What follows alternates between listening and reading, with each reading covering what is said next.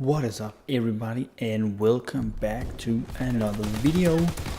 So I know I'm a little bit late to this, but I will give you my review of the Call of Duty World War II beta that went on last weekend and the weekend before that, for first the PS4 and last weekend the PS4 and Xbox One.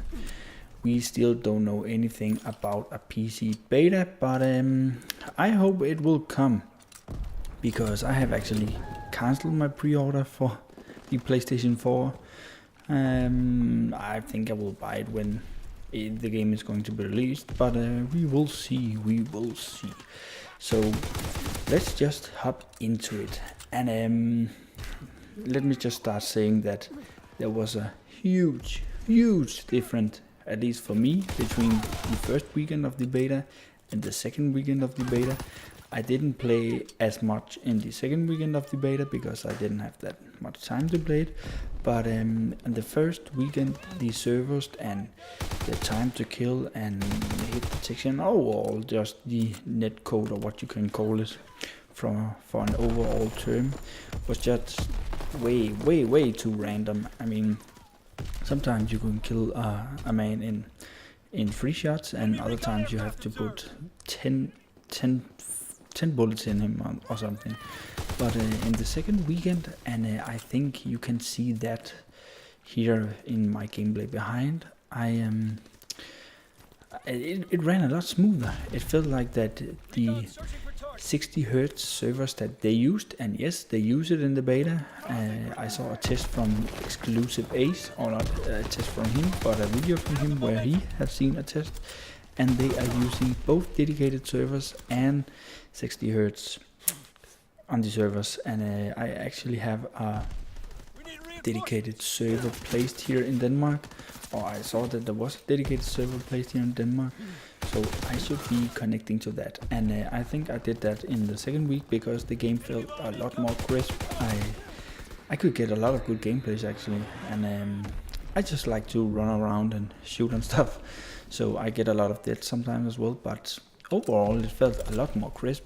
The hit detection was nice. People were dying when I was shooting at them, and there was not that many bullshit moments where you're putting a lot of bullets in someone and then he turns around and kills you instantly.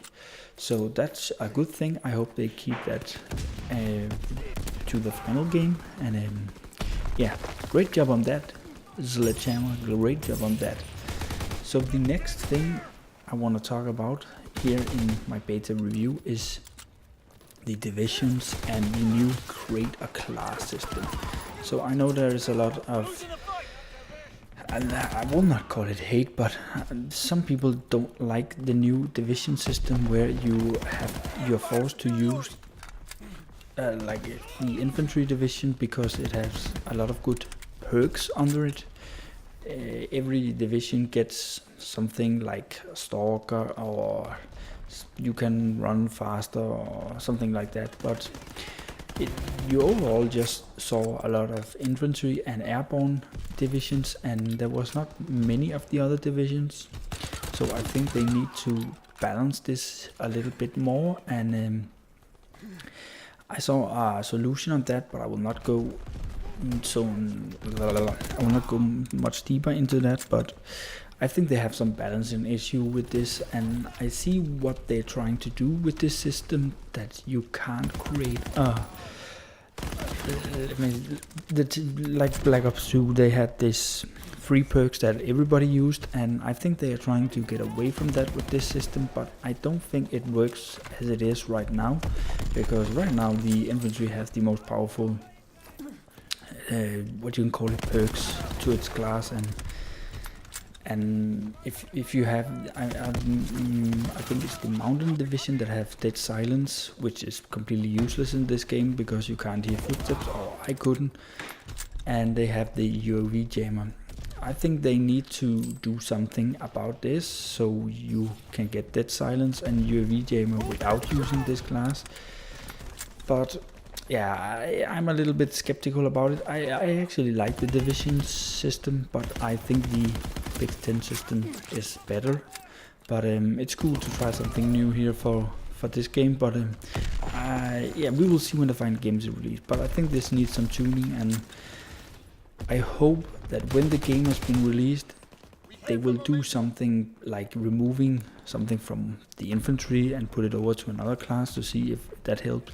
But I think when they have released the game, they are not doing that much to the perks. I think they are, for example, not taking one perk out or something like that. But yeah, as I said, we will see. I'm not totally sold on this system, but I don't think it's that bad. But it definitely needs some tuning and some balance. Then we have the gunplay and the gun balance, and all I really saw on the battlefield was SMGs.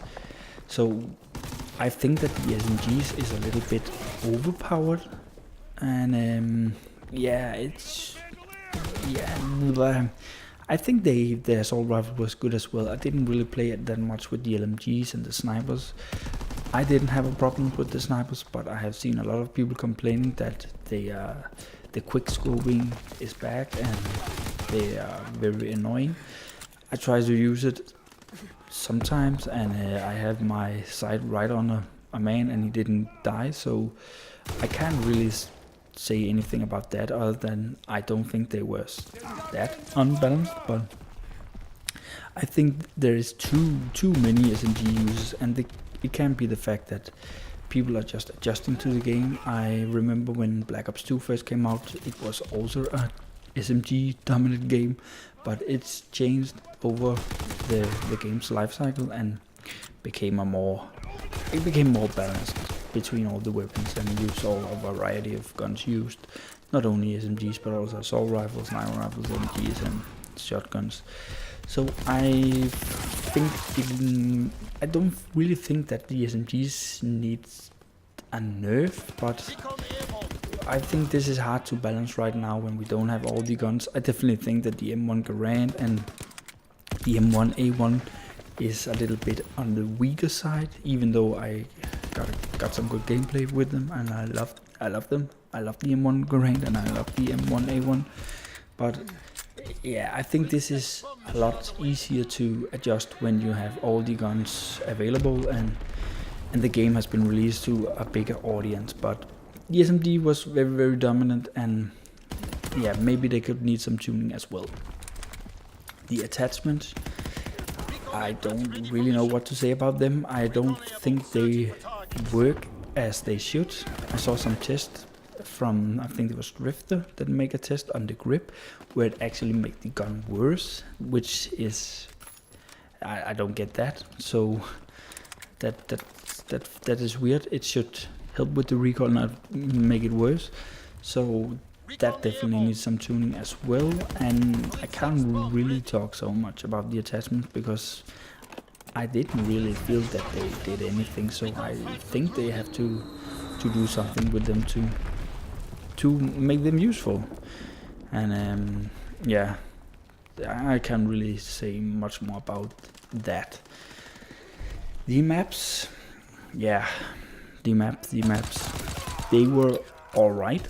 They were not great, they were not that bad, but they definitely grew on me through the beta. I think that there's a lot of clutter on the maps, and that could maybe be sorted out.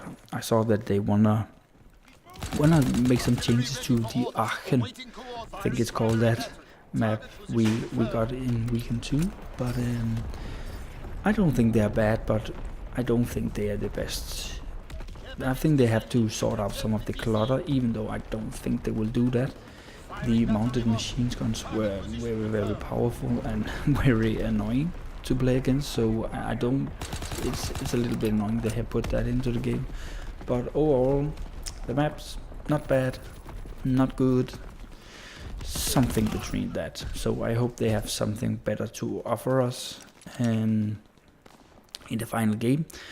I saw a lot of people complain about head glitches and people were camping, and I really didn't have a problem with that in this, but yeah, I think people were running around, and I definitely think that it has something to do with the time it took for you to take up your gun in ADS, and that got patched here in the beta, so you could pull it up quicker.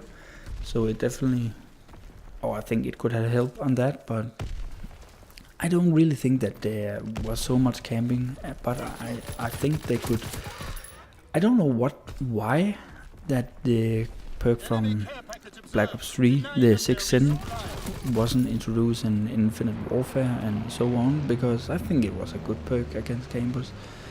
And but there must have been a lot of complaints about that, and I can see it in some place, but I don't think it was that overpowered. I think it was very, very helpful, and I hope they will bring something like that back to a game as well, so we don't get that camping problem. But as I said, I don't think there was that big of a problem with that. I think that people were just playing a little bit more defensive, because it is a boots on the ground and you can't not jump up in the air and do something crazy. So I adjusted as well and played a little bit more defensive, and not just standing in one spot all the time, but going, pushing up and standing there, get some picks, pushing up, something like that.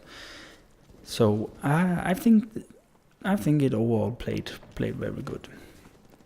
The score streaks was another thing that got buffed here.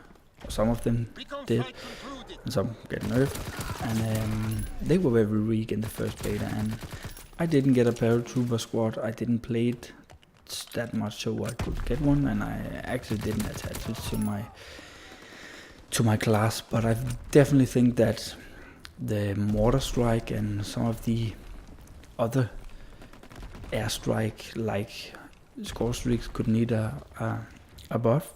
Score streaks is supposed to be powerful and good, and not bad. The bomb glide was very, very, very fun to use. I really like that, and the fighter power was also fun to use. Overall, I think you need some good score streaks to this game, and that's something that makes Call of Duty fun. So I think they are on the right track with that. I heard that the paratroopers was getting a lot better here in the second weekend because of the buff. So yeah, we have to see on that as well when the game is released, but I don't hope it's going to be streaks like we have in Call of Duty Ghost that didn't do anything, and Infinite Warfare, I think it has terrible streaks as well, and Advanced Warfare as well. So yeah, but overall I think the beta was fun, and I know you'll say, oh, you can't do the pre-order, but yeah, this was just to see if we are getting a PC beta, and then we'll try that as well, I think, and maybe I will go to the PC. The problem with the PC is that they don't give a damn for the PC version, and you can see that on the play account as well. Call of Duty is not popular on PC anymore, and yeah, that's a shame, but I can understand why, because the optimization is so bad. But I would love to see it on the PC, but and they have said that it will come on, but yeah, we will see. But overall, I think this game is going to be a good game.